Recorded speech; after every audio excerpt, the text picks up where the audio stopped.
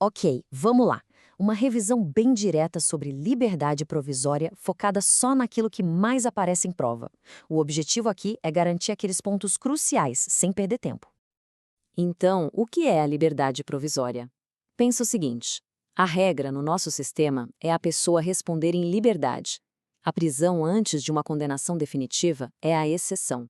A liberdade provisória, então, nada mais é do que o retorno a essa regra. Se os motivos para manter alguém preso preventivamente sumiram, a pessoa volta a responder ao processo em liberdade. E o ponto fundamental está aqui no artigo 321 do Código de Processo Penal. A palavra-chave aqui é deverá. Isso aqui não é um pode, um talvez, é um dever do juiz. Se não existem os requisitos para prisão preventiva, ele tem a obrigação de conceder a liberdade provisória. A base de tudo é essa. Agora vamos para o tópico que, olha, despenca em prova quando o assunto é liberdade provisória. A gente está falando da aplicação no crime de tráfico de drogas. E aqui, a história teve uma reviravolta e tanto. Acontece que a lei de drogas, na sua versão original, era bem taxativa. O artigo 44 simplesmente proibia, com todas as letras, a liberdade provisória para o crime de tráfico. Durante muito tempo, era assim e pronto. E claro, as bancas adoravam cobrar essa proibição. Só que isso mudou, e mudou por causa dessa decisão do Supremo Tribunal Federal. O STF, nesse julgamento, declarou que essa parte da lei que proibia a liberdade provisória era inconstitucional. A lógica foi a de que não dá para criar uma proibição geral, sem analisar caso a caso.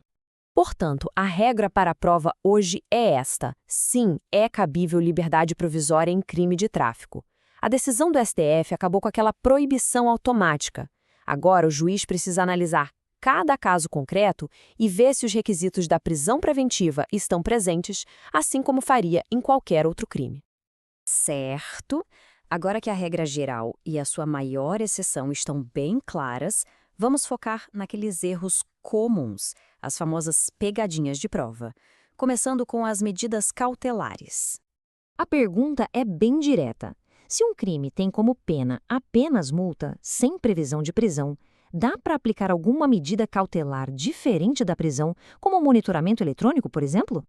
E a resposta é não. A justificativa está lá no artigo 283 do CPP. A regra é super clara. As medidas cautelares só valem se a infração tiver como uma das punições possíveis a pena de prisão. Se a pena é só multa, não cabe medida cautelar. Vamos para o segundo erro clássico, dessa vez sobre prisão temporária.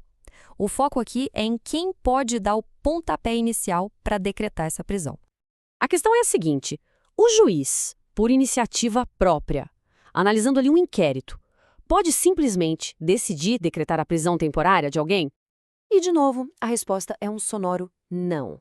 A afirmação de que o juiz pode agir de ofício está errada. A lei da prisão temporária exige que alguém provoque o juiz. Ele só pode decretar temporária se tiver uma representação do delegado ou um requerimento do Ministério Público. Ele não age por conta própria. Então, para gravar de vez, prisão temporária nunca pode ser decretada de ofício. O juiz, no nosso sistema, é um ator imparcial. Ele responde ao que as partes pedem. Ele não toma a iniciativa de acusar. E chegamos ao terceiro erro comum.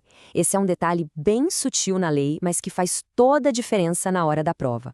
O tema é a fiança, que o delegado de polícia pode arbitrar. Olha só a diferença, uma palavrinha muda tudo.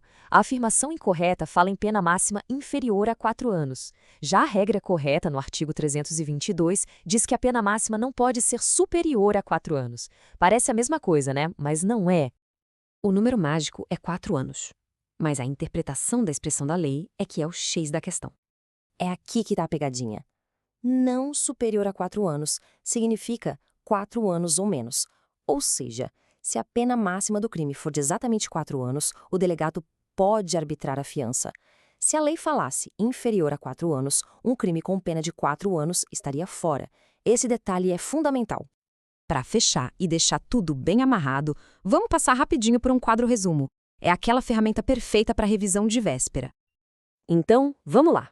Liberdade provisória. Quem decide é o juiz quando não tem motivo para preventiva. Prisão temporária. O juiz decide, mas só depois de ser provocado pelo MP ou pela polícia. Fiança policial. O delegado pode conceder para crimes com pena máxima não superior a 4 anos. E tráfico de drogas, o ponto mais importante. O STF hoje permite a liberdade provisória. Simples e direto ao ponto. E para finalizar, fica a reflexão.